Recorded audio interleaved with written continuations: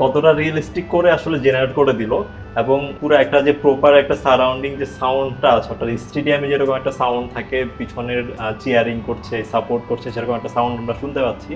এরপরে আমার আইডিয়া থেকে যে একটা মেয়ে ফুটবল ম্যাচ দেখছিল সেই সময় মেসিকে প্রপোজাল স্টাইলে একটা হচ্ছে ডায়লগ দিয়েছে। তো সেই পুরো আইডিয়া থেকে গুগল ভিও 3 চমৎকার একটা ভিডিও আসলে আউটপুট দিয়েছে। সো আপনারা সাউন্ডও শুনতে পাচ্ছেন, ভিজুয়ালাইজ দেখতে পাচ্ছেন।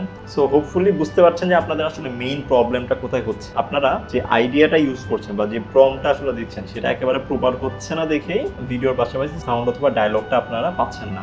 এটার জন্য সলিউশন যেটা আমি বললাম যে আপনারা পুরো আইডিয়াটাকে একটা ন্যারো ডাউন করে ফেলবেন।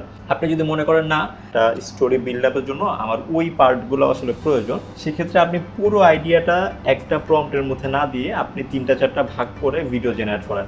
অর্থাৎ আপনি যদি ওই সিনটা আপনার যদি প্রয়োজন হয় যে মেয়েটা হচ্ছে ড্রাইভ করে স্টেডিয়ামে আসতেছে, তাহলে শুধুমাত্র ওই সিনটা প্রথমে জেনারেট করেন। এরপরে যদি আপনার প্রয়োজন হয় যে সেই স্টেডিয়ামে ঢুকেই তার যে সিটটা আসলে খুঁজে বেড়াচ্ছিল সেটা যদি প্রয়োজন হয় তাহলে শুধুমাত্র ওইটুকু ভিডিও জেনারেট করেন। সেক্ষেত্রে আপনার সাউন্ডও আসবে, যদি আপনি কোনো ডায়লগ অ্যাড করে দেন সেই ডায়লগটা আপনাকে জেনারেট করে দেবে।